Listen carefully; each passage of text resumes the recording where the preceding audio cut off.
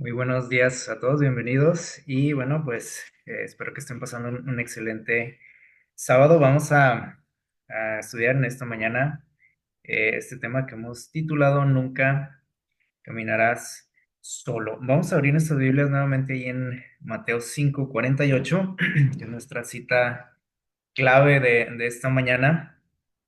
Mateo 5:48 es un texto muy breve. Creo que todos lo hemos escuchado, lo hemos leído. Eh, pero también es uno de los textos que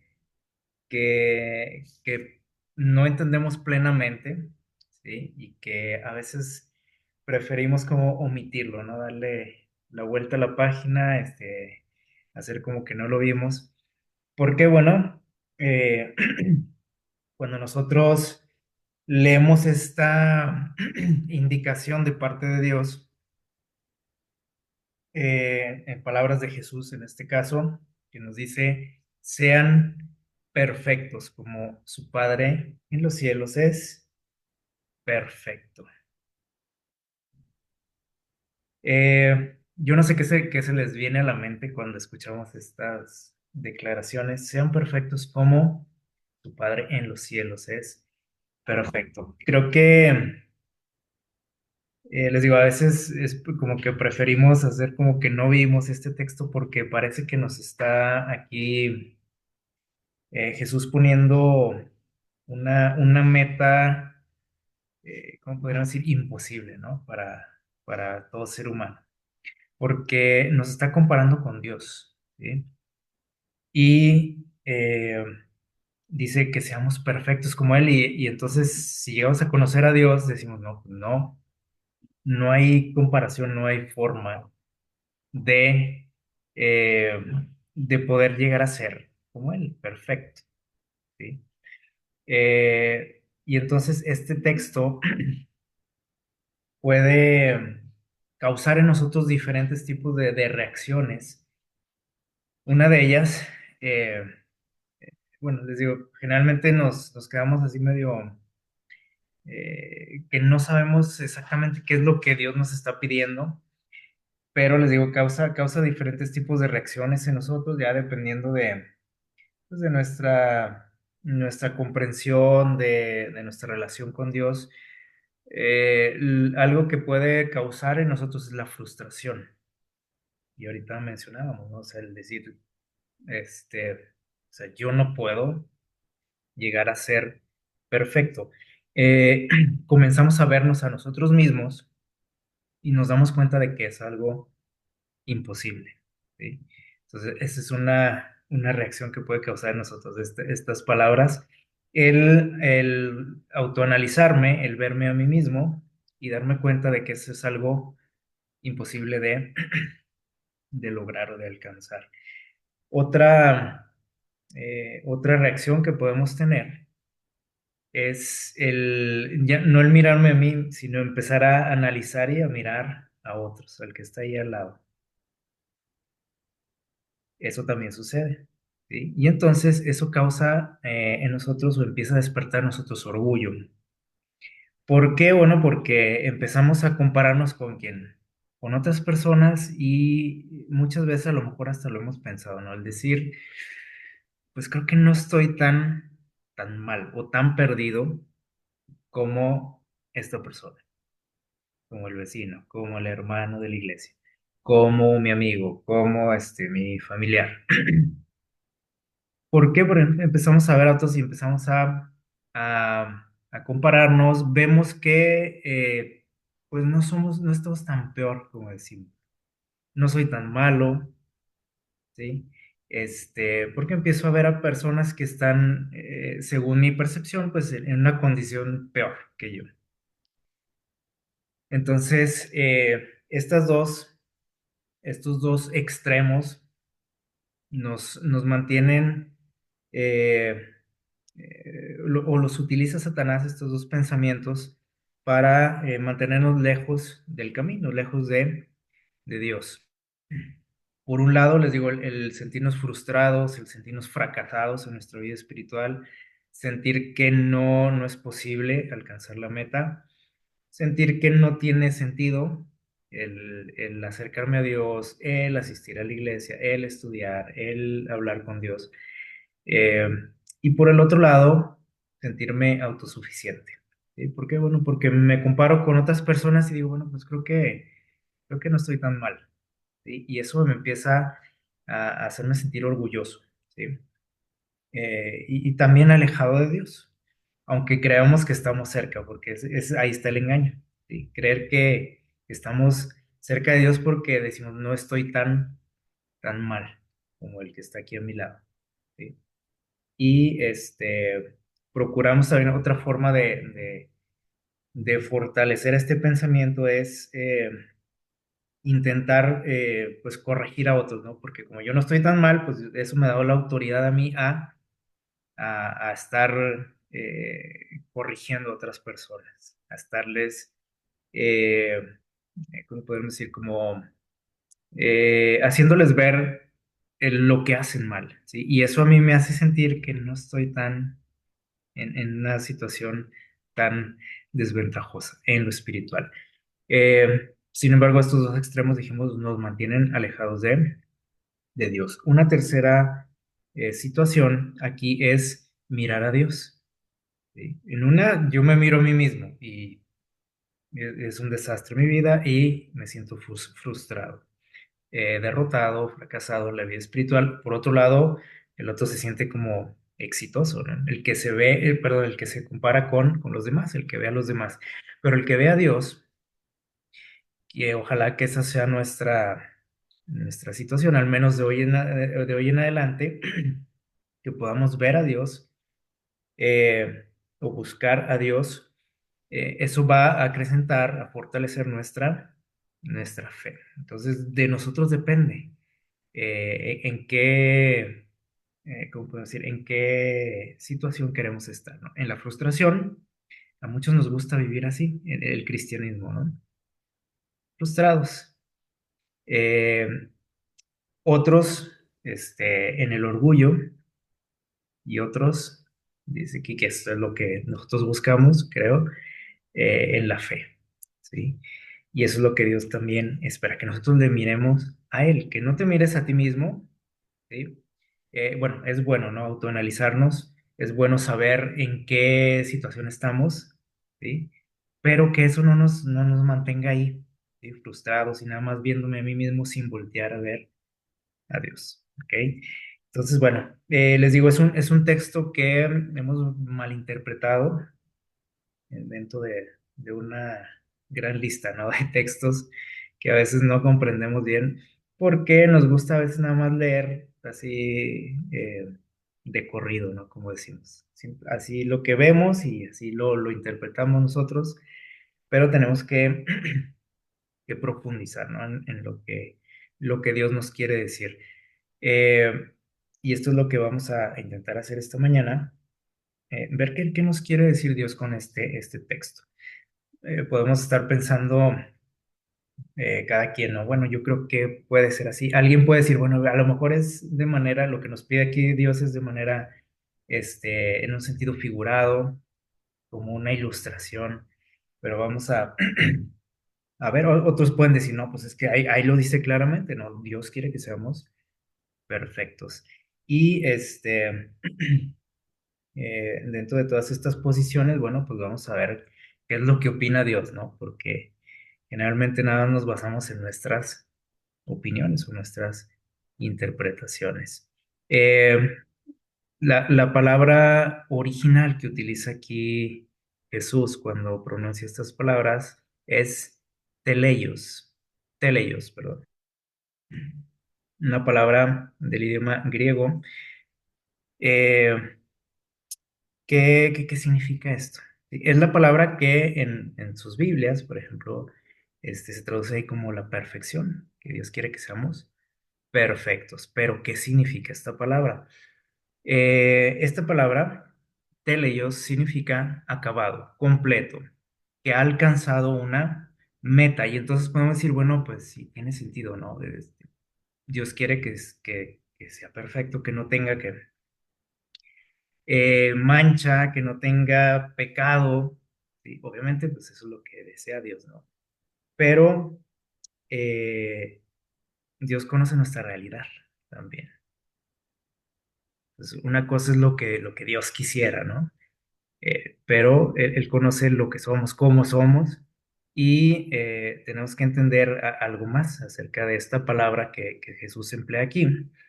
Esta palabra se utiliza para describir, fíjense bien, a las víctimas perfectas para el sacrificio, ¿vale? Cuando hablaban de sacrificios, usaban esta palabra, o sea, de que las víctimas tenían que ser perfectas. Eh, También se utiliza para nombrar, por ejemplo, dice aquí, a los animales ya crecidos, o sea, no cuando están cachorros o pequeños, ¿no? Los animales, sino ya adultos. Y también para los seres humanos, adultos, ¿sí? Maduros, dice aquí. Entonces, hay muchos contextos que tenemos que tomar en cuenta, pero les digo, cuando se traduce aquí en nuestras Biblias esta palabra, pues lo ponen ahí, sean perfectos.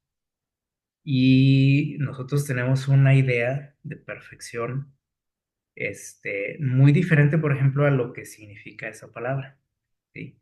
Muy diferente, por ejemplo, a lo que Dios considera perfectos. Aquí dice, por ejemplo, seres humanos adultos, maduros, personas profesionales bien preparadas, dice aquí, y calificados para su trabajo. Entonces, tenemos que tomar en cuenta todo esto para entender un poquito qué es lo que nos quiere decir Dios, ¿sí?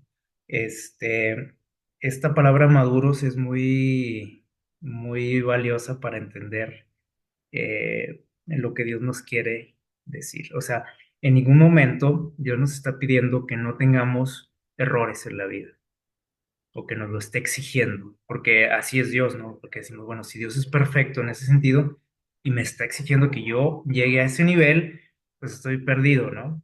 Estoy frito. Pero Dios no me está exigiendo eso, ¿sí? Y entonces podemos decir, ah, entonces podemos hacer lo que queramos, podemos pecar. No, tampoco es una autorización para hacer eso, ¿sí? Pero Dios sabe, les decía ahorita, no, sabe en qué condición estamos como seres humanos, ¿sí? Entonces, Él no te va a pedir más de lo que tú puedas dar o ofrecer. Eh, Miren, por ejemplo, vamos a leer por aquí estos textos para entender cómo se utiliza esta palabra. Por ejemplo, aquí Pablo la utiliza en varias ocasiones en sus cartas. 1 de Corintios, capítulo 14, versículo 20. Por aquí aparece esa palabra también. De ellos. 1 de Corintios 14, 20. Vamos a darle lectura. Miren, miren muy bien lo que dice por aquí.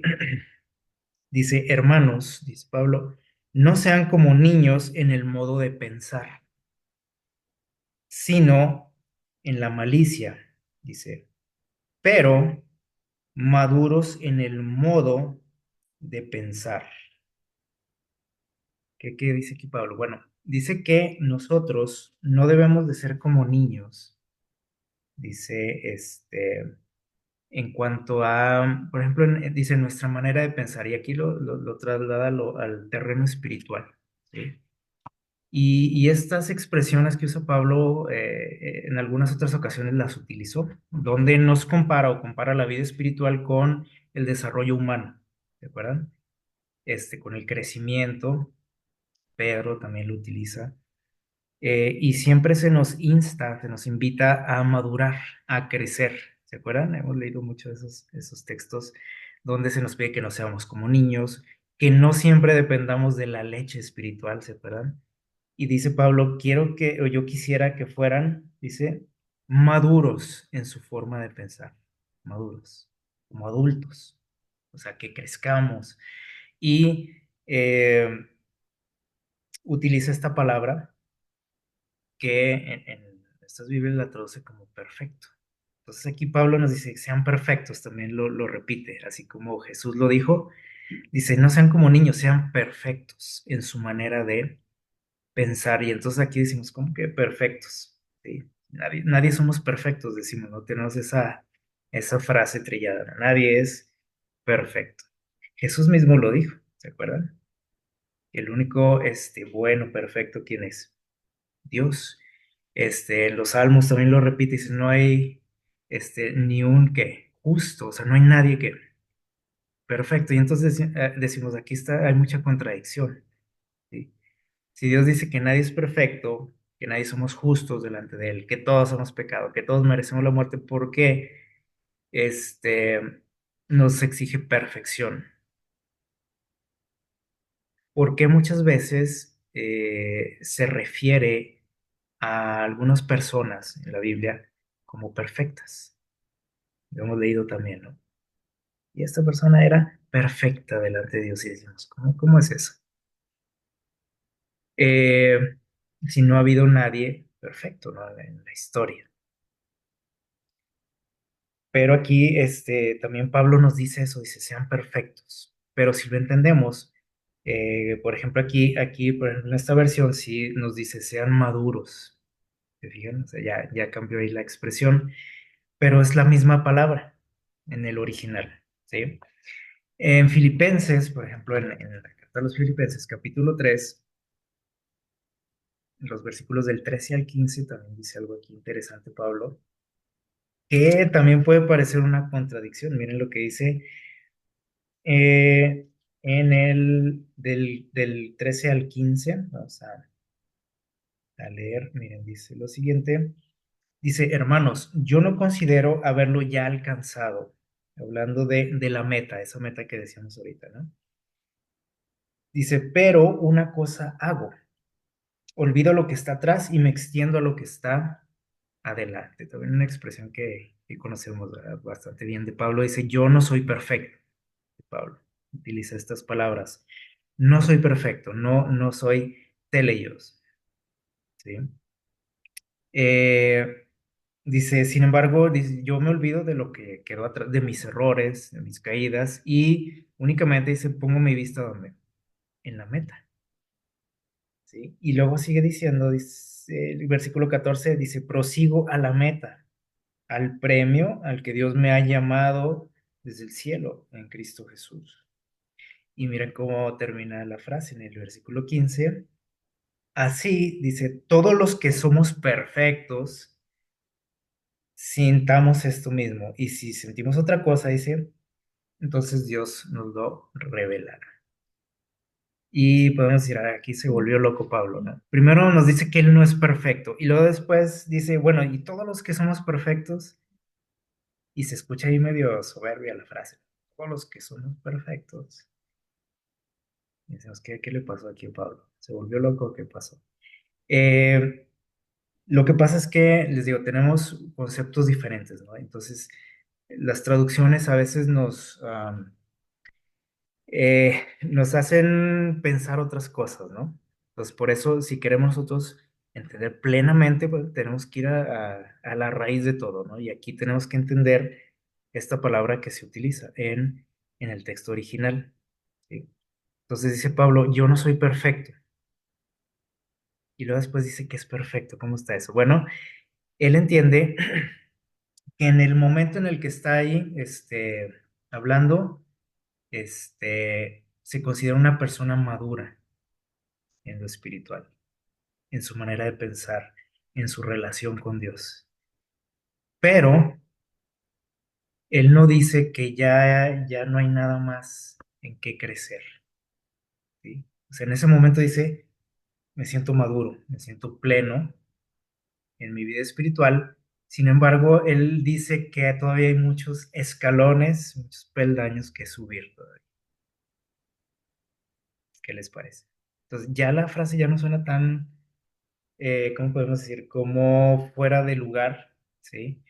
La expresión de Jesús también cuando dice sean perfectos, tampoco ya no nos suena tan imposible, ¿no? Tan descabellada esa idea de Jesús. ¿Por qué? Bueno, porque podemos ser perfectos, alcanzar la madurez pues hasta donde nos da nuestro conocimiento, nuestra capacidad, el tiempo que tenemos de conocer a Dios, pero tenemos que ser conscientes de que todavía hay mucho que conocer, mucho que crecer y no tenemos que conformarnos, ¿sí? Entonces, todo esto es a lo que se refiere Jesús. Y vean lo que dice ahí en la carta a los Hebreos también, capítulo 5 versículo 14. Vamos a leer este también. Hebreos 5:14 dice, por el contrario, el alimento sólido es para los adultos, para los perfectos, ¿sí?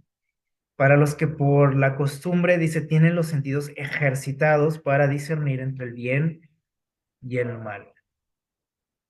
Y aquí es donde hablábamos un poquito de eso, ¿no? Al hace énfasis en ese desarrollo, en el crecimiento, y también hace alusión a lo que es la alimentación, ¿sí? Así como, por ejemplo, cuando somos bebés, no comíamos, o cuando éramos bebés, no comíamos lo mismo que lo que comes hoy, ¿sí?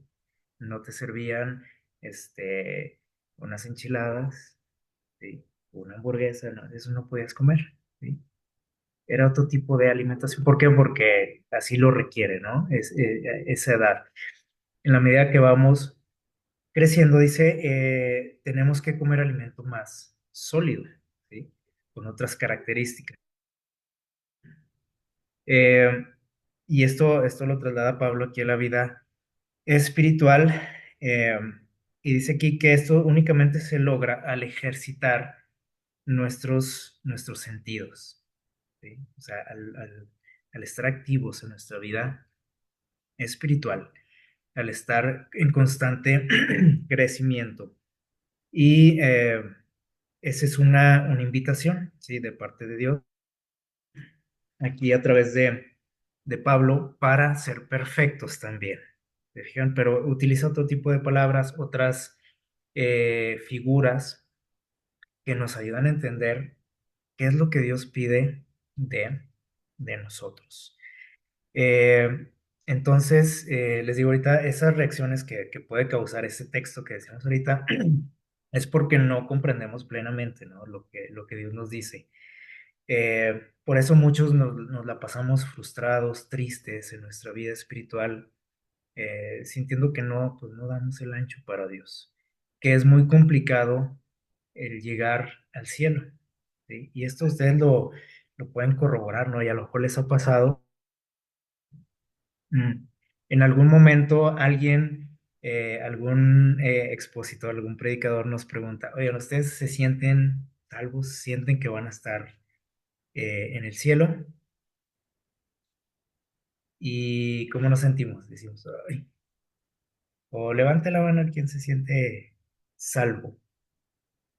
Y nada más nos volteamos a ver todos, ¿sí o no? Porque si, no, si levanto la mano van a decir que qué presumido, ¿no? Y otros podemos decir, si es que te sientes salvo, ¿no? Y si no te sientes, pues dices, no, pues, ¿cómo? No hay forma de que yo diga, no, yo sí voy a ir al cielo, voy a estar allá. Porque no entendemos bien de qué se trata esto, ¿sí? Siempre pensamos que tiene que ver todo con lo que yo soy, ¿sí? O sea, si soy bueno, si hago buenas cosas, si me porto bien, si soy fiel a Dios, entonces voy a estar ahí. Pero como veo mi realidad, digo, pues está bien complicado. O sea, yo creo que no decimos. Eh, tenemos que entender bien esto. Y miren, para, para entender este texto, bueno, hay varias, al menos, bueno, vamos a mencionar aquí tres formas de entender lo que Dios nos pide. La primera, bueno, la vamos a ver así en el contexto inmediato de estas palabras. En Mateo 5:48, Jesús dejó registrado esta frase, ¿no? Sean perfectos como su Padre en los cielos dice, es perfecto. Si nosotros vemos lo que dice antes, porque ahí termina ese capítulo, ¿no? Si vemos lo que dice antes Jesús, eh, nos vamos a dar una idea también de lo que Dios quiere de cada uno de nosotros. Miren lo que dice desde el versículo 43. Dice, oísteis que fue dicho, amarás a tu prójimo y aborrecerás a tu enemigo. Son, ¿cómo puedo decir?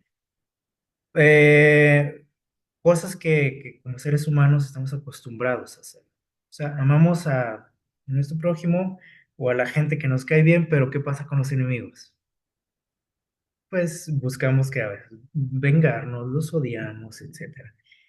Entonces dice, pero yo les digo, amen a sus enemigos, dice Jesús.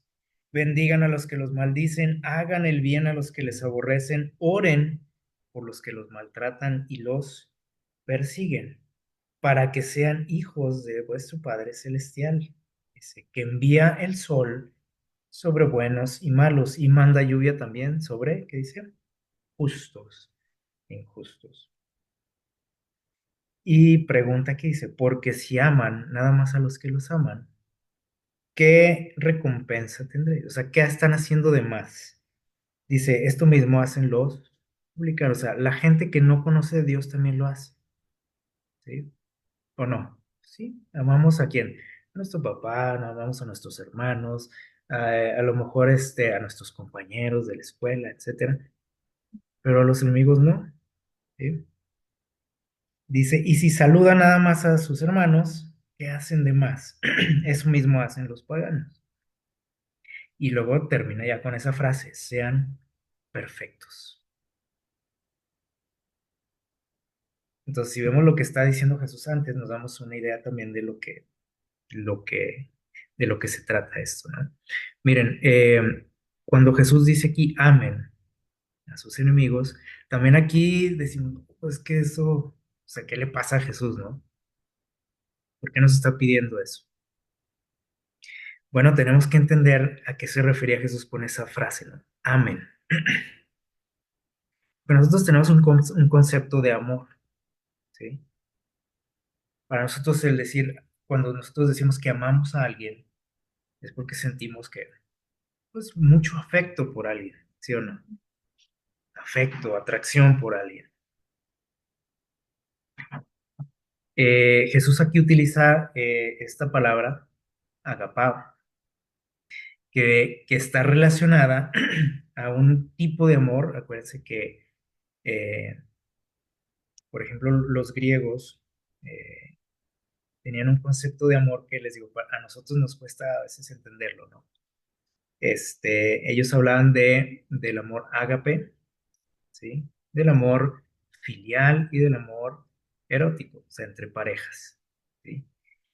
Y aquí Jesús utiliza esta palabra que proviene o que está relacionada al amor ágape, y puedo decir, y ese cuál es, de qué se trata ese amor. Este, bueno, dice aquí, o sea, este amor es un amor, fíjense bien, voluntario. O sea, tú tienes que decidir amar, ¿sí? Pero decimos aquí, pues de todos modos está medio en chino eso, ¿no? Porque Dios me está pidiendo que ame a los enemigos. Cuando hablamos, por ejemplo, el amor filial, o sea, el amor entre familia, entre amigos, este, tiene, ¿cómo les puedo decir? Es precisamente a lo que se refiere Jesús aquí cuando dice que ¿qué hacemos de más? Dice, o sea, todo mundo hace eso, ¿sí?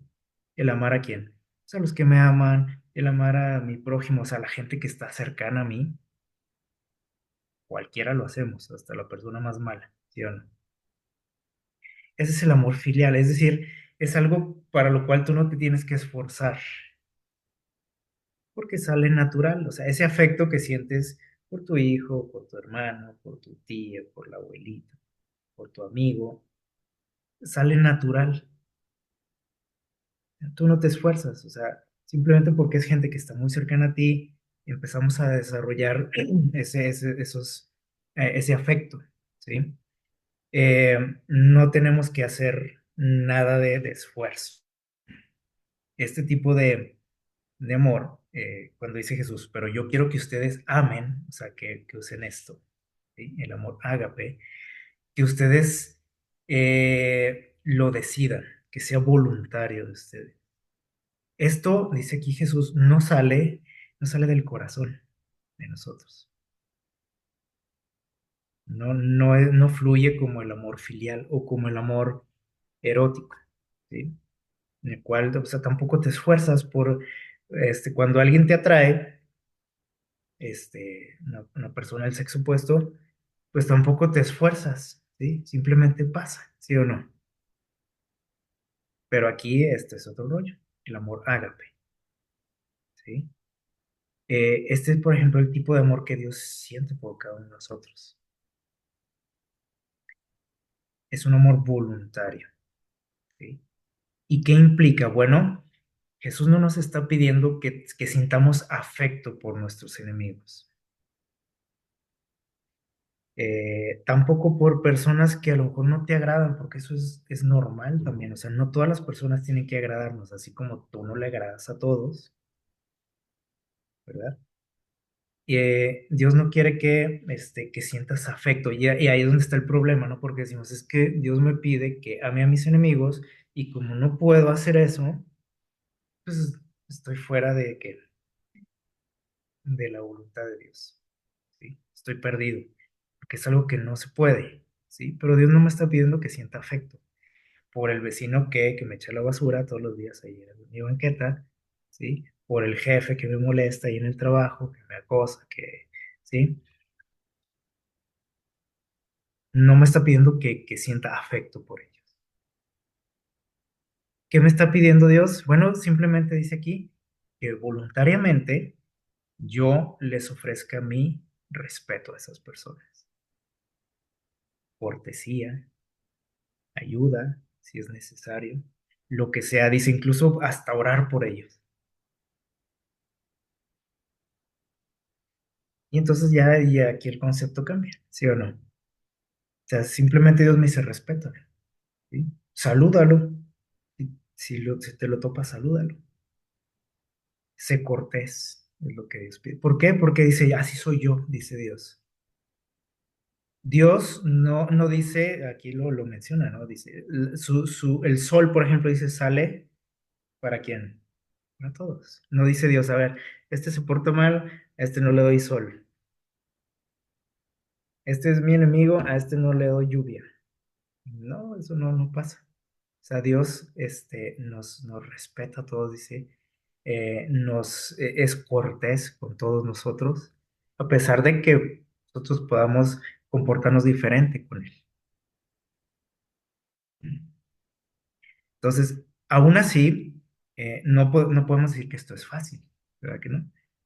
Porque decimos que esto no sale de nuestro corazón, entonces necesitamos de todos modos la ayuda de Dios, porque podemos decir, bueno, entonces así sí.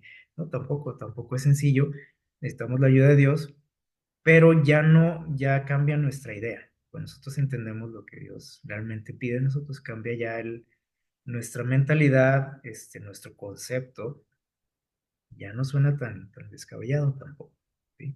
Entonces Dios no pide que yo sienta afecto por todo mundo, sobre todo por la gente que me puede caer mal, que me ha hecho daño, que son mis enemigos, a que ahí están siempre, ¿no? Fastidiándonos. Dios no dice que sienta afecto por ellos, ¿sí? Entonces, bueno, este es el primer punto. Vamos con el segundo. Por ejemplo, con nosotros vamos ahí a la primera carta de Juan, capítulo 1, versículo 9. También es una frase que yo creo que todos conocemos. Dice Juan, si confesamos nuestros pecados, Él es fiel y justo para perdonarnos, ¿sí? Y aparte, ¿para qué? O sea, el perdonar, ¿qué implica? Dice aquí, limpiarnos de toda maldad.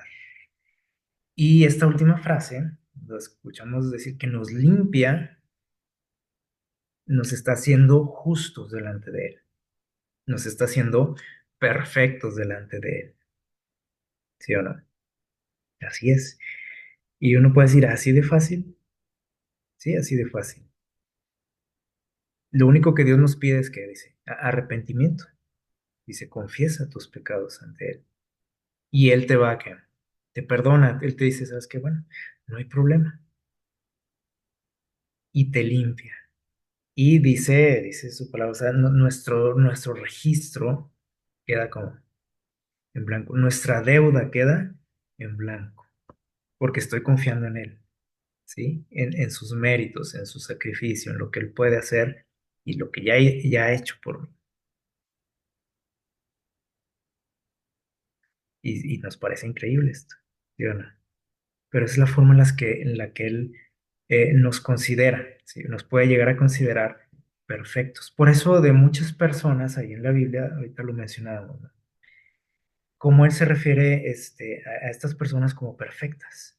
Y uno puede decir, oye, pero pues si yo conozco la vida o lo que hizo este tipo, ¿sí? Y no tiene nada de perfecto su vida. Lo sabemos, ¿sí o no? Por ejemplo, así se refiere no sé, a David, a Noé, a Abraham, y decimos, pero pues, ¿qué les dio de perfecto? Creo que Dios no los conocía muy bien, ¿no? Como yo los conozco, estos personajes. Pero es porque, les digo, tenemos una idea muy diferente de la perfección. Y a veces no llegamos a entender el verdadero plan de salvación.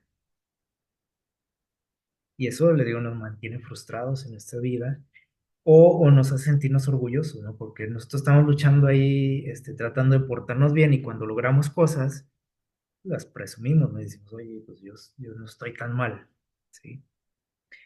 Entonces, esta es una forma en la que Dios nos puede ver también como perfectos, ¿sí?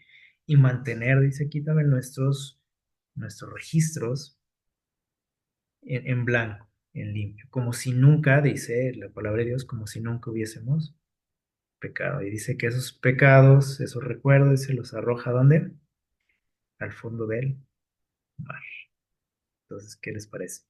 Eh, entonces, cuando Dios nos pide que seamos perfectos, ¿qué nos está pidiendo? Que vayamos a Él, ¿sí? O sea, no te está diciendo que no puedes en tu vida cometer errores. Dice, si alguno hubiera pecado, ¿se acuerdan lo que dice también Juan? Dice, entonces aquí nos está diciendo Juan, obviamente también está consciente de la situación humana y dice, el plan de Dios es que tú que no la riegues, que no cometas errores, eso es el ideal de Dios. Pero, dice Juan, si alguien, ¿qué quiere decir? Pues que siempre está abierta esa posibilidad, ¿sí o no? De tropezar en nuestra vida. Dice, tenemos un abogado. Y si nosotros confesamos y decimos, ¿sabes qué? Pues sí, metí la pata, dice, Él es fiel, dice, y justo para perdonarnos. ¿Y para qué más dice aquí? Limpiarnos de toda maldad. Entonces, ¿qué me pide Dios? Simplemente ir a Él, ¿sí? Con un corazón arrepentido. Y entonces debo de confiar también, de aquí es donde entra la fe, en que mis pecados van a ser perdonados y limpiados. Muchas veces nosotros vamos a Dios porque no sé, o sea, porque decimos, pues tengo que ir a Dios, ¿no? Y le pido perdón, de todo corazón lo puedo hacer, pero a veces no creemos que nos pueda perdonar, ¿sí o no? Y ahí voy y me siento muy mal, pero a la vez digo, pues es que siempre la riego, Dios ya no me va a quedar. ¿Perdona? Sí, le voy a pedir perdón, pero no creo que me perdone, no creo que me limpie, no creo que se olvide de esta. Entonces ahí es donde entra nuestro crecimiento, nuestra madurez, ¿sí? Para entender cómo es que Dios nos ve a nosotros, ¿sí? La mayoría pensamos que estamos en esta lucha, en este camino espiritual, creemos que estamos solos, ¿sí? Creemos que es una lucha en contra de Dios, ¿sí? Entonces, que tengo que siempre quedar bien con Él, porque si no, pues así me va a ir en la vida. Y siempre cuando enfrentamos situaciones complicadas, lo achacamos a nuestros pecados, a nuestros errores, y decimos, ay, caray, pues empezamos a recordar, creo que me está yendo mal por esto, creo que me corrieron del trabajo por esto que hice, porque Dios me está castigando, porque Dios me está llamando la atención. Y Dios no actúa así. Y esto únicamente lo vamos a entender a medida que maduremos en lo espiritual, ¿sí?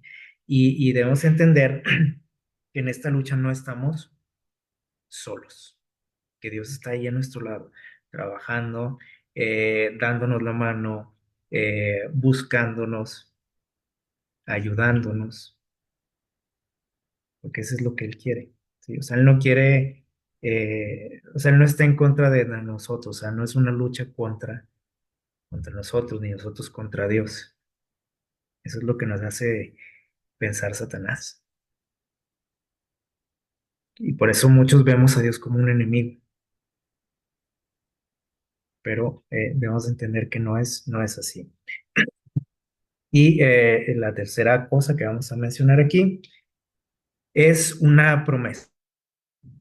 Cuando Jesús mencionó estas palabras, sean perfectos como su Padre en los cielos es perfecto, eh, utiliza una expresión que, bueno, si vamos a aquí meternos en algo de gramática, en el griego, eh, estamos usando aquí, bueno, cuando Dios dice sean, cuando Jesús dice sean perfectos, está utilizando una frase en el tiempo verbal imperativo, ¿sí? Es decir, nos está dando una orden y está utilizando el verbo ser, sean perfectos, ¿sí? Pero hay algo curioso con esta frase que utilizó Jesús, porque en el griego, esta frase que es que es como lo que traducimos como sean perfectos, ¿sí? Esta frase imperativa, se escribe igual, se dice igual que en el futuro, cuando nos expresamos en futuro. ¿Cómo lo diríamos en futuro? Bueno, la orden es sean perfectos. En futuro lo diríamos serán perfectos. Y hay algunos estudiosos que afirman que Jesús está utilizando a propósito esta expresión que se dice igual tanto en imperativo como en futuro, ¿sí? Porque precisamente era su intención. O sea, Dios quiere que seamos perfectos. Y ya vimos en qué sentido nos está exigiendo la perfección Dios, ¿sí?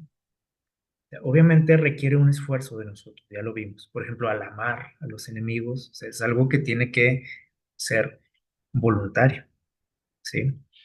Que a veces no lo entendemos porque creemos que tenemos que sentir afecto por esas personas y ahí es donde estamos luchando, ¿no? Pero no es eso. Eh, Sin embargo, les digo, necesitamos de un esfuerzo de parte de nosotros para decidir respetar a esas personas, decidir ser corteses con esas personas, decidir también buscar a Dios, decidir pedir perdón eh, para, para que Dios pueda limpiar. ¿Sí o no? O sea, siempre requiere algo de nuestra parte. Eh, y esta expresión, serán perfectos, también nos está diciendo, a propósito aquí Jesús, que esa perfección aquí no la vamos a alcanzar, como muchos a veces creemos como cristianos, ¿sí? Y eso es lo que nos mantiene ahí frustrados.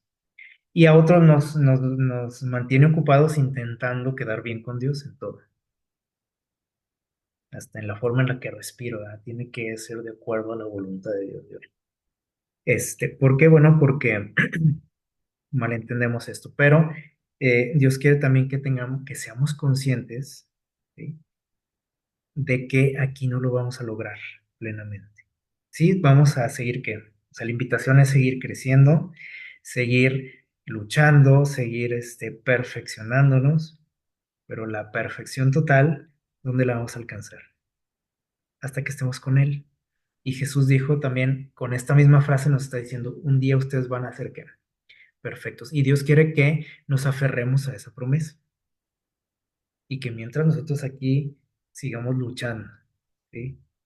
Y pensando en que un día lo vamos a lograr plenamente, que aquí va a haber tropiezos, altibajos, pero que no nos olvidemos que un día lo vamos a conseguir y que un día vamos a estar ahí con Él y que vamos a ser como Él es, ¿sí? Perfectos. Esa es la promesa de parte de Jesús aquí en esta expresión, ¿sí? Que tiene un doble significado. Miren, ahí en la ciudad de Dortmund, en Alemania, existe un equipo de fútbol, este, eh, que se llama Borussia, de esta ciudad, de Dortmund, y saben que es un equipo eh, que es conocido, sí, o sea, a nivel mundial, por, por su afición, o sea, la gente, sus seguidores, sus fans. ¿Por qué? Bueno, porque se dice que esta afición de este equipo es la mejor que existe, al menos en Europa. Y podemos decir, bueno, ¿y en qué se basa eso? Para decir que esa afición es la mejor. Bueno, por ejemplo, cuando cada que el equipo juega, ¿sí? El estadio del equipo se llena, o sea, está a reventar siempre. No importa si el equipo, al equipo le está yendo bien o si le está yendo mal, ese estadio siempre está lleno. Si tú quieres asistir, pues necesitas eh, sudar sangre casi, ¿no? Para entrar ahí. O sea, no cualquiera tiene esa oportunidad.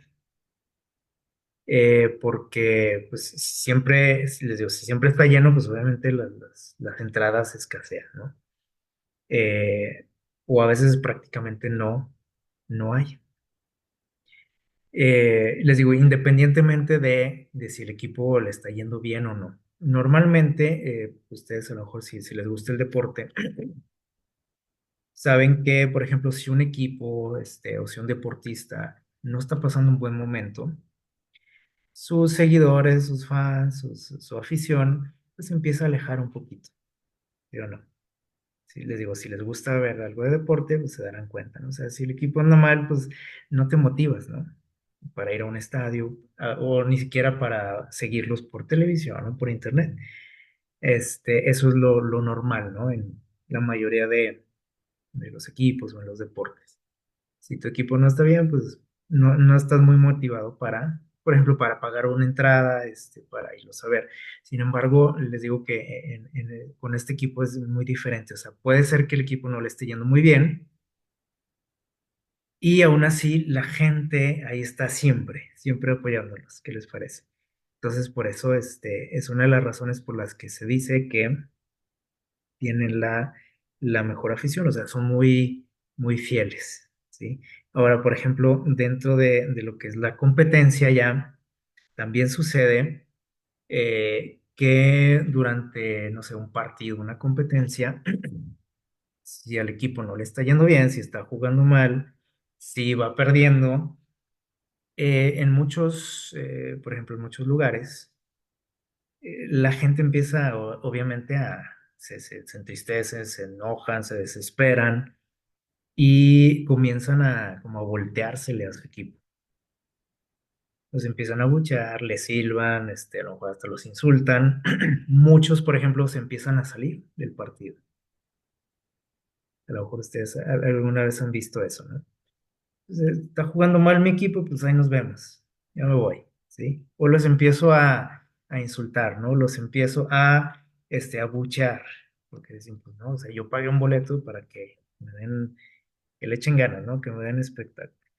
Este, y esto es algo que, obviamente a nivel general, sí, o sea, siempre va a haber alguien, ¿no? Así, pero por ejemplo, con esta afición sucede algo muy particular. No importa si el equipo está perdiendo, por ejemplo, o si no está jugando tan bien, la gente los apoya. ¿Sí? La gente ¿cómo les diré? Los impulsa a dar su mejor esfuerzo. este, si no les están saliendo las cosas, parece ser que la gente todavía podríamos decir, se, se motiva más para echarles porras, ¿sí? Como que entre más mal esté la cosa, ellos impulsan más al equipo, lo cual les digo, en algunos o en la mayoría de los casos no sucede, ¿sí? Entonces, esto es algo que llama la atención, ¿sí?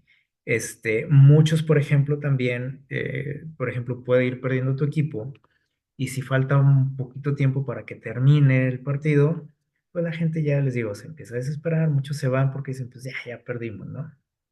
Se voltean contra el equipo. Con esta afición pasa también lo contrario, o sea, si ven que se está acabando el partido y tu equipo va perdiendo, ellos como que se enardecen más, ¿no? Para motivarlos a que den su mayor esfuerzo, ¿sí? Este, ¿Y qué pasa, por ejemplo, cuando llegan a perder? Porque obviamente pues no siempre ganan. ¿Qué pasa cuando pierden? Bueno, la mayoría de estos aficionados, ¿saben qué piensan? Dicen, bueno, para la próxima nos va a ir mejor. Ese es más o menos el pensamiento general de un aficionado de este equipo. O sea, perdimos, ni modo, pero la próxima qué. Ahora sí. Y eso es algo que llama mucho la atención. Este es ¿cómo les diré? Una afición que tiene madurez, precisamente lo que estamos hablando. La mayoría de los equipos, los aficionados no tienen madurez. ¿Por qué? Porque siempre queremos que nuestro equipo esté ¿qué? Ganando. Y si no gana, pues son los maletas, decimos. Y nos volteamos contra ellos, ¿no? Esta afición, por ejemplo, entiende que no siempre se gana,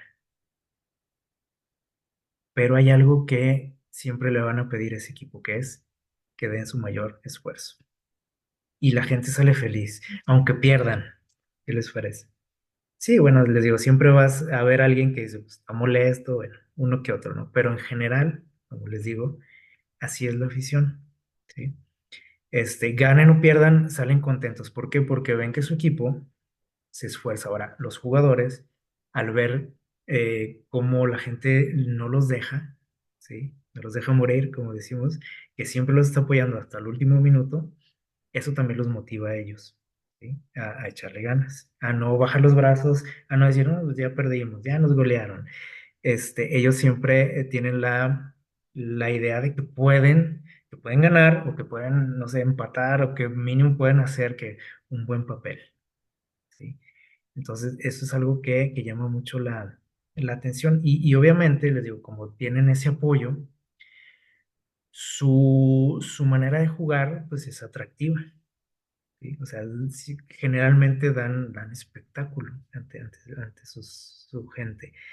Es como algo recíproco, ¿sí? O sea, la gente apoya y ellos se sienten que como en la obligación de hacerlo lo mejor que pueden. No siempre lo van a lograr, a lo mejor van a perder, muchas veces, no nada más una vez, muchas veces, pero dejan satisfecha a su afición. Hay algo interesante, por ejemplo, con ellos también. Tienen una especie de ritual cuando ellos salen a la cancha, cuando el equipo sale a la cancha, la gente en el estadio comienza a entonar un canto, ¿sí?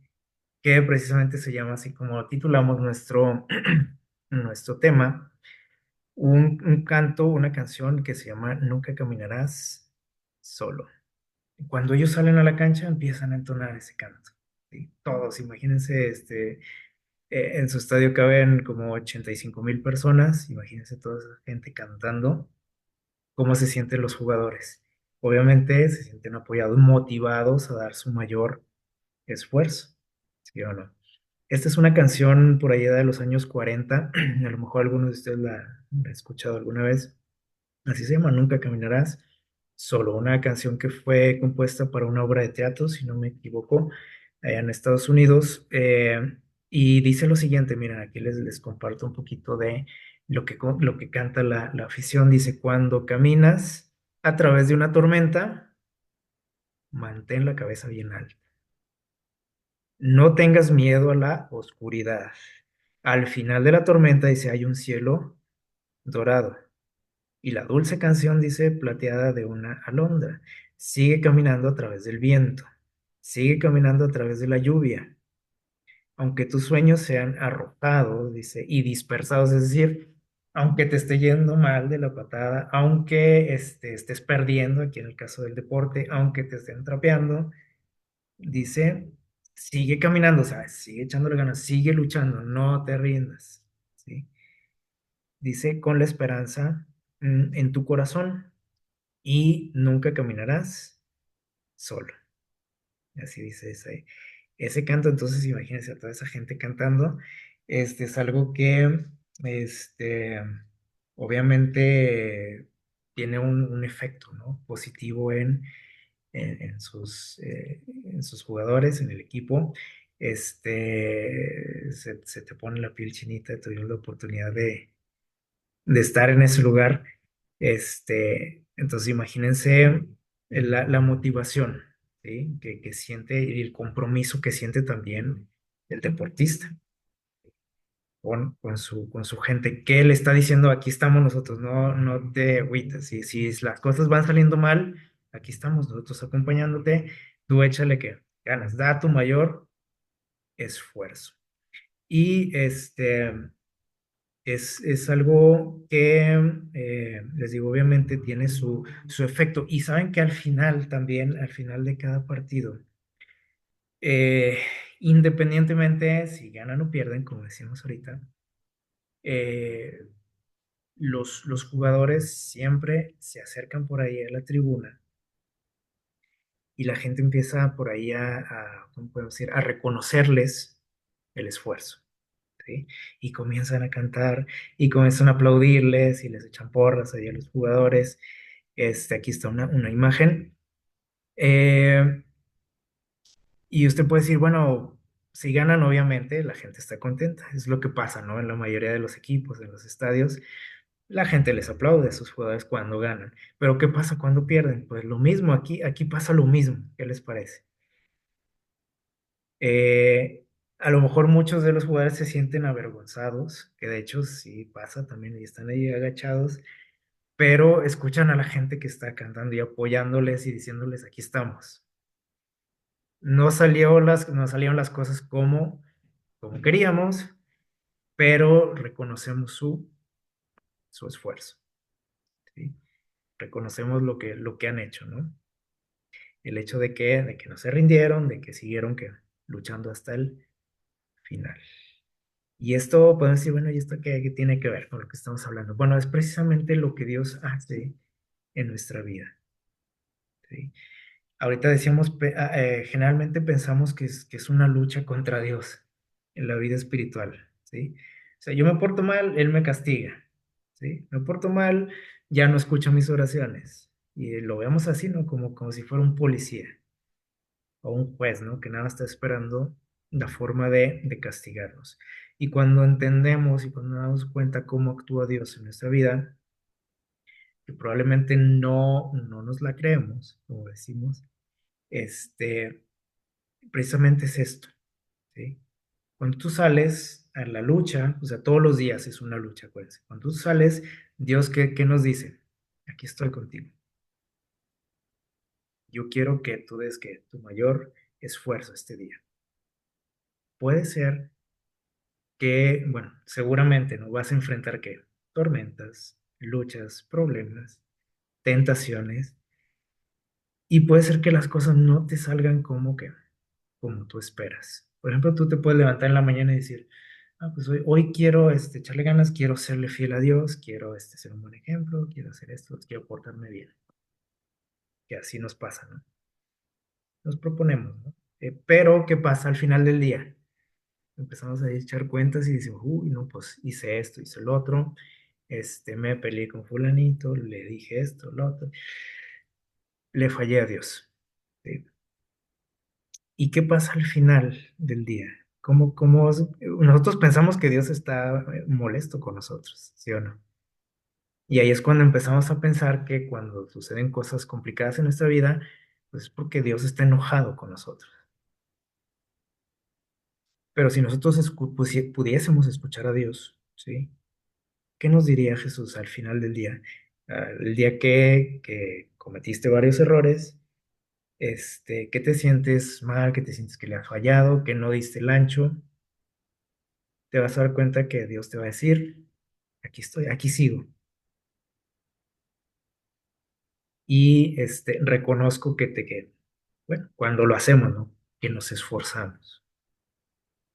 Sí, te caíste, pero te levantaste, seguiste luchando, te arrepentiste, te acercaste a mí. Y eso siempre lo va a reconocer Dios, aunque no lo creamos, ¿sí? Entonces, y el hecho que nos diga que siempre está con nosotros y que nos ama y que nos perdona y que nos levantemos y que lo volvamos a intentar porque no estamos solos en esta lucha, así como sucede aquí, ¿no? Con este equipo. Miren lo que dice, vamos a ir ya terminando lo que nos dice aquí, palabras de vida del gran maestro. Son algunas frases aquí que a lo mejor les digo, no nos la creemos, nos suenan medio fuera de lugar o que chocan con todo lo que creemos, pero esa es la realidad. Miren, dice, si has cometido errores, ganas ciertamente una victoria. Decimos, a ver, otra vez, si has cometido errores, ganas ciertamente una victoria. Dice aquí, si los ves y los consideras como señales de advertencia. ¿Cómo está eso? Dice que si cometemos errores, podemos convertirlos en victorias, esos fracasos. Si los vemos, dice, ¿cómo que? Señales de advertencia, como diciendo, a ver, por ahí no es, ¿sí? Tengo que volver a que me tengo que irme por otro lado. Dice, de ese modo, fíjense, transforman la derrota en victoria, chasqueando al enemigo y honrando a Dios. Ay, ¿cómo está eso? ¿Cómo que aunque cometa errores, yo puedo estar honrando a quién? A Dios. Pues aquí está. Y dice, incluso el enemigo se chasquea, porque dice, oye, bueno, sí lo hice caer, pero aunque no se quedó ahí tirado, ¿sí? No se agüitó, como decimos. Al contrario, se levanta y está viendo la forma de mejorar y confía en que Dios lo perdona y Satanás se enfurece porque dice, esto no, así no estaba planeado, ¿sí? Entonces, por ejemplo, este equipo que decimos ahorita, generalmente convierte las derrotas en victorias, ¿sí? Porque ellos siempre están viendo la forma de mejorar y decir, bueno, no se pudo hoy, ¿sí? Cometimos algunos errores, pero la próxima vamos con todo, ¿sí? Y la gente se los hace también sentir que la gente no les está recriminando nada porque hicieron un buen esfuerzo, que ahí van a estar la próxima, ¿sí? Que no van a decir, no, perdieron, pues ya no volvemos, ¿sí? Saben que ahí está el apoyo. Entonces, eso es lo que nosotros tenemos que entender también, que ahí va a estar Dios, ¿sí? Que Él no se va a alejar de mí por lo que hice, por lo que dije. Tenemos que tener bien claro eso. Y esta frase que en alguna ocasión también la hemos compartido, vamos a quedarnos con ella, dice, cuando existe en tu corazón el deseo de obedecer a Dios, o sea, cuando tú tienes esas ganas que yo, como el equipo, ¿no? Dice, yo quiero ganar, dicen ellos, ¿sí? Y te lo propones, ¿no? Y dices, hoy quiero obedecer a Dios, quiero ser fiel a Dios. Ya diste el primer paso, ¿sí? Y aparte, si le echas ganas, si haces esfuerzos, dice aquí, si luchas con ese fin, con ese objetivo, Así como en el deporte, les digo, pues todo el mundo quiere ganar, ¿no? Ya esos dan el primer paso, pero si aparte le echan muchas ganas, dan lo mejor de sí, dice, Jesús va a aceptar esa disposición, ese esfuerzo como el mejor servicio del hombre. Y te va a aplaudir Dios. Pero tú dices, pero ¿cómo? Si de todo le fallé, se supone que debe estar enojado conmigo, ¿no? Y me va a castigar y voy a pagar. Probablemente, bueno, vamos a enfrentar consecuencias, ¿no? De nuestros actos inmediatos, ¿no? Pero no porque Dios esté enojado conmigo. Y es lo que debemos de entender, ¿sí? Dice, y Él va a suplir cualquier deficiencia con sus propios méritos. Y ahí va a estar echándote porras. Y ahí va a estar, dándote la mano para que te levantes.